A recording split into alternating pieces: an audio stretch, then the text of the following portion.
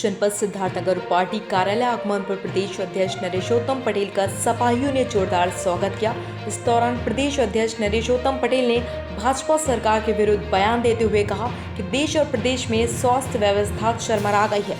भाजपा सिर्फ चुनाव कराने में मस्त है। सूबे के मुखिया द्वारा भी सभी घटनाओं पर हवाई में बातें कर रहे हैं। पूरे देश में अराजकता फैली हुई है, अपराधी के हौसले बुलंद हैं।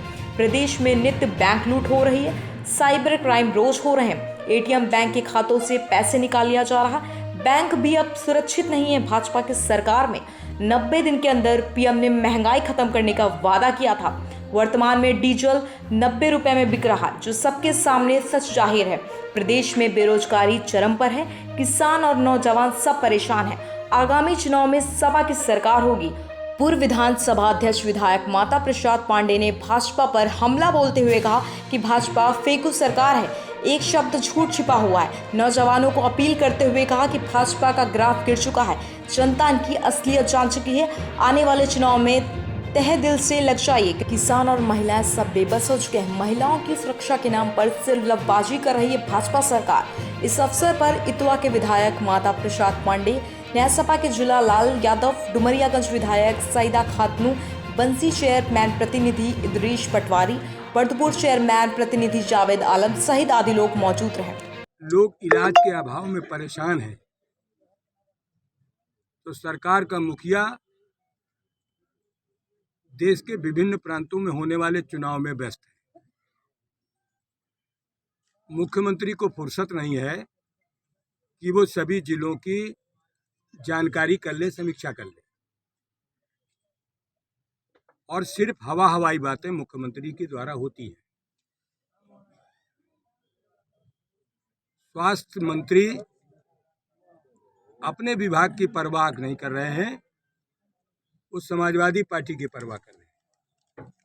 समाजवादी पार्टी के बारे में तरह तरह की बातें कहते हैं। सरकार में स्वास्थ्य मंत्री मुख्यमंत्री है, और जवाब समाजवादी पार्टी के नेता श्री अखिलेश यादव से करते हैं। रोज भारतीय जनता पार्टी का कोई न नेता समाजवादी पार्टी पर हमला करता है। समाजवादी पार्टी के बारे में ऐसी बातें बोलते हैं जो राजनीति में नहीं करना चाहिए। हमारा देश लोकतांत्रिक देश है, और इस लोकतांत्रिक देश में चुनाव की पद्धति है। एक पक्ष होता है, एक विपक्ष होता है। जिन्हें ज़्यादा वोट मिल जाते हैं वो चुनाव जीता हुआ माना जाता है, जिससे एक वोट भी कम होता है वो दूसरे नंबर का हो जाता है।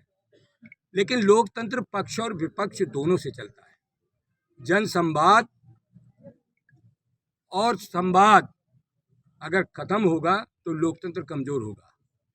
भारतीय जनता पार्टी जानबूझ करके उत्तर प्रदेश में विधानसभा का सत्र चलाती है, तो कभी 3 बैठक, कभी 4 बैठक, कभी 5 बैठक। यहाँ आदरणीय माता प्रसाद पांडे जी हैं, कई बार के विधायक हैं, सभा स्पीकर रहे हैं। समाजवादी पार्टी ने जो 90 दिन की परंपरा है कि कम से कम 1 वर्ष में 90 दिन सदन चलना चाहिए, और सदनों में जन समस्याओं पर चर्चा होनी चाहिए, गुण दोष के आधार पर कानून बनने चाहिए। लेकिन भारतीय जनता पार्टी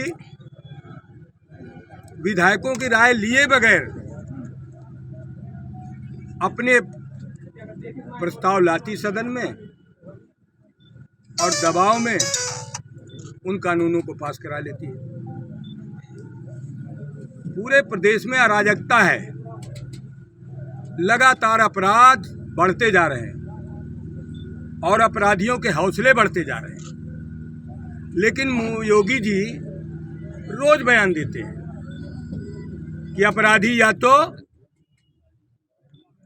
जेल चले गए, या अपराधी उत्तर प्रदेश से बाहर चले गए, या अपराधी ऊपर चले गए।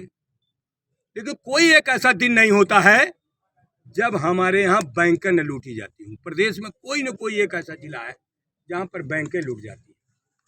आदमी कैश लेकर जाता है व्यापारिक प्रतिष्ठान में, उसका रास्ते में लूट लिया जाता है। मर्डर करके पैसा छिना लिया जाता है। साइबर क्राइम और ज्यादा बढ़ता चला जा रहा है और साइबर क्राइम से होने वाले क्राइम पर कोई भी कंट्रोल भारतीय जनता पार्टी का नहीं है। एटीएम से पैसा निकल जा रहा है, बैंकों के खाते से पैसा निकल जा रहा है।